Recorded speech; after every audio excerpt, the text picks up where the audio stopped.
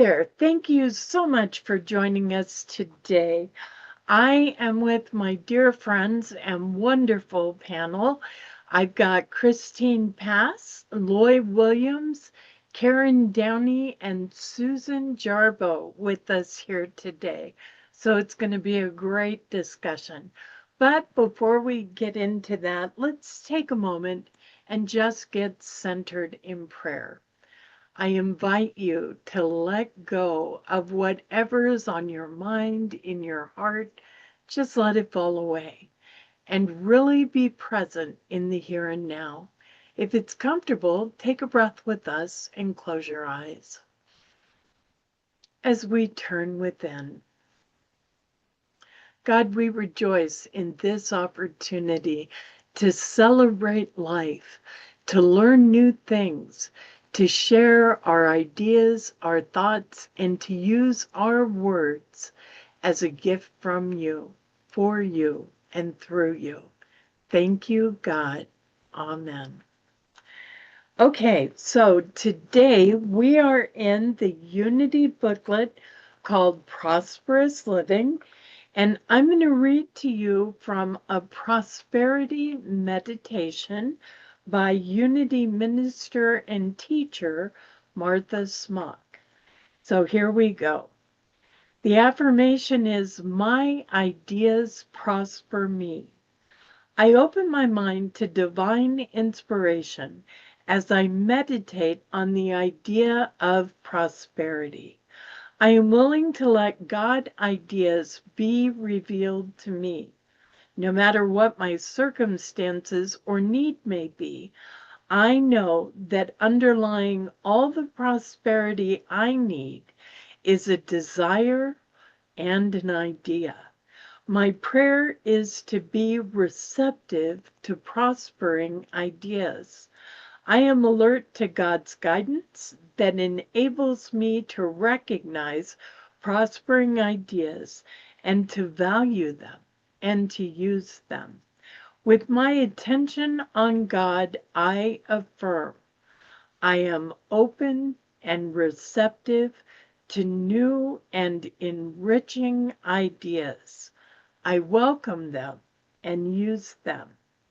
My attitudes prosper me. Attitudes are the outgrowth of ideas. As I pray, I want to be shown how I may improve upon my attitude that has limited me or kept me from claiming my inherent good. Do I resist my good by blaming people or circumstances for what I seem to lack? I lift this attitude to God. I let go of any tendency to blame anyone or anything. I listen to God saying to me, you are my child and heir. What a difference this realization makes. I remain centered in God as I affirm I now view all life with a new attitude, for I realize that I am a beloved child of God, heir to all good. I'm going to stop there and talk about it a little bit. As far as prosperity consciousness goes, personally, I had to break a belief that I didn't even know I was carrying. I picked it up, I'm quite sure, as a child when my mom would say things to me like, eat everything on your plate. People in China are starving. And I felt like it was my fault, that if I had enough, they wouldn't have enough. I began to pick up a lack consciousness or a lack attitude by believing that supply is limited and that if I had, somebody else had not. Learning that there is no limit, that our supply comes from our source and it is always greater than our need, was a real breakthrough for me in having a prosperity consciousness. I especially like this meditation and the affirmations that she uses and offers us to use as we are changing our prosperity consciousness. Whenever I believe in lack, it sets up a competition with other people. If you have it, I have not. And that competition gets in the way of our oneness and changes our oneness consciousness, our connection with all that is. So that's my topic and my opinion on the topic, and I'm going to open it up to my wonderful panel.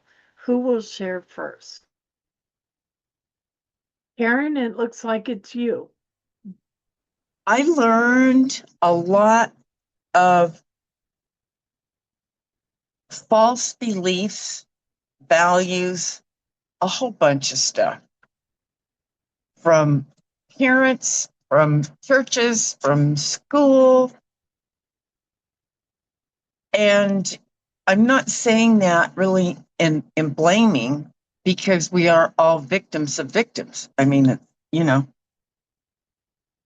but it's taken a lot of time to let go of that stuff.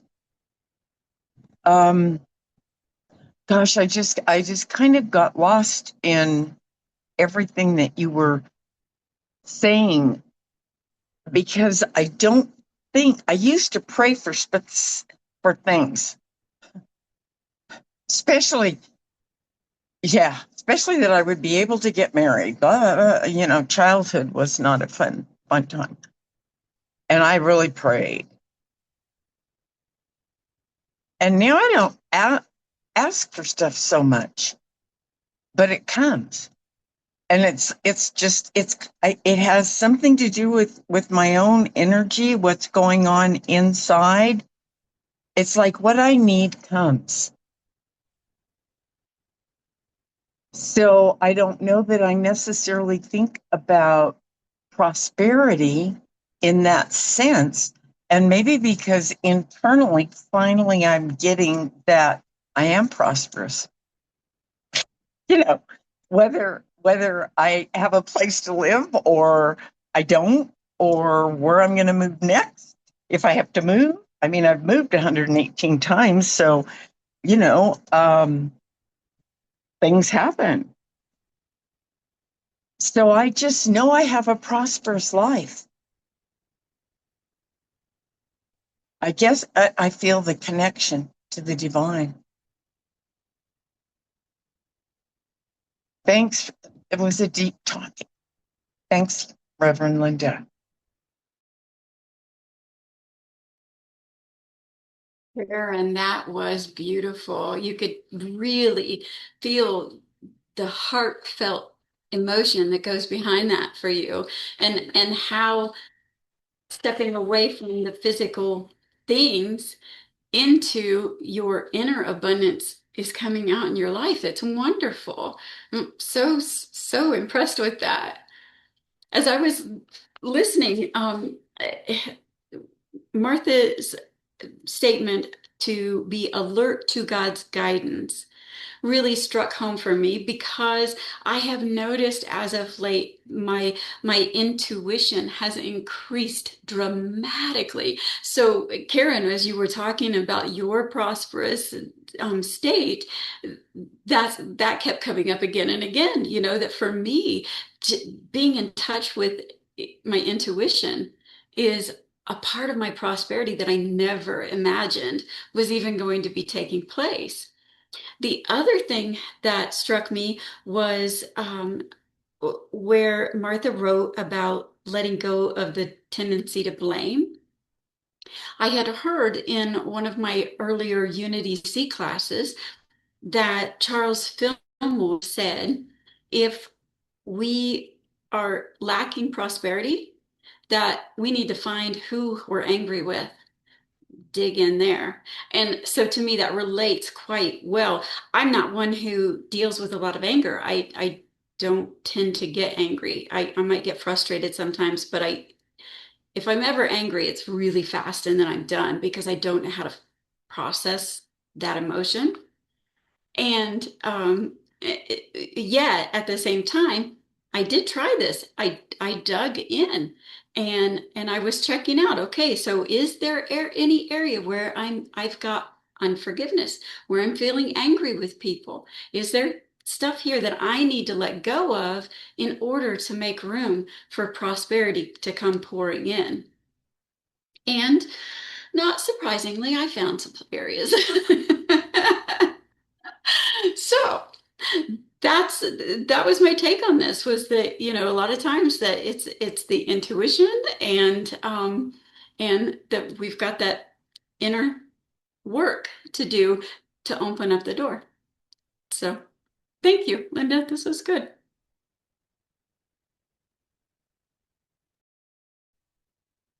Well, I appreciated this message because the prosperity portion of Unity is not something I have spent a lot of time with. And so I appreciated spending some time with it. One of the things that I do see that you mentioned was this belief in lack. And we're surrounded with messages about things we lack. Like look at television commercials or the ads online. So many things are saying you need to have this in your fall wardrobe. What, and so we keep getting these messages and we keep seeing these images of other things that we could set our hearts on if we wanted. And I did one of these discussions on Joel Goldsmith. I don't know if you'll all remember that. He's a 20th century mystic, and was he was a strong believer in lack. I don't quite remember him doing prosperity affirmations, but he said that our belief in lack is something that really inhibits us and holds us back, that it's a very negative belief in terms of our psyche. And it's it's like we say there, the glass half full people and the glass half empty people. And while that's a cliche, I think it does have its uses. And when I feel lack, I count my blessings and I look at that half full cup. So I like the idea, and I haven't really thought about this before, prosperous thoughts. And if you could ever give me some examples of prosperity conscious thoughts, I would like to hear some of those. So I found this a very useful topic, and I look forward to learning more about it. So thank you, Linda, for bringing this to the group. You're very welcome. Loy was called away, so it's the four of us now. And prosperity thoughts, my go-to is God is the source of every need. God is my source and my supply.